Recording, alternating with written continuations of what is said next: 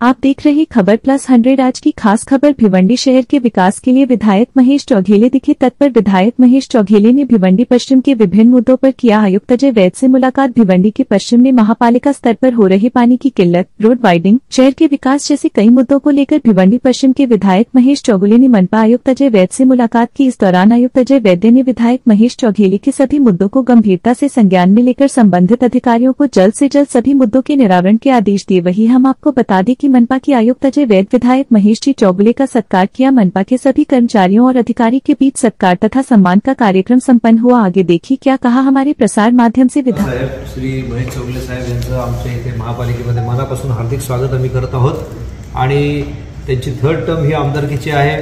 आमची मनोमन सर्वांची शुभेच्छा आहे की त्यांना मंत्रीपद मिळो आणि भिवंडी शहराचा जो काही विकास आपण त्यांनी हातात घेतलेला आहे तो अधिक जोमाने पुढे न्यायची आपल्याला संधी मिळो।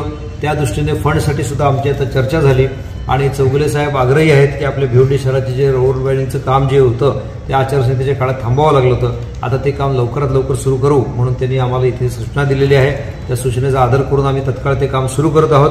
त्याचप्रमाणे भिवंडी शहरातील काही ठिकाणची पाण्याची समस्या ती पण त्यांनी चर्चा केली, ती समस्या देखील आम्ही हाती घेत आहोत आणि 100 MLD पाण्याची जी योजना आहे ती योजना लवकरात लवकर कार्यान्वित करण्याच्या दृष्टीने आमदार साहेबांनी आम्हाला ग्वाही दिलेली आहे की त्यातल्या लागणाऱ्या सगळ्या कुठल्याही ज्या अडचणी असतील तर त्या अडचणी आम्ही दूर करू, तुम्हाला आम्ही सहकार्य करू आणि ह्या भिवंडी शहरासाठी आपण जे काही योजना करत आहोत त्याला पूर्णपणे त्यांचा पाठिंबा आहे।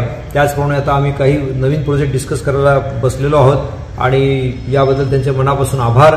भिवंडी महानगरपालिका च्या आयुक्त तथा प्रशासक या नात्याने आणि आमच्या सर्व अधिकारी कर्मचाऱ्यांच्याकडून आम्ही त्यांचे मनापासून स्वागत करतो, त्यांचे आभार मानतो।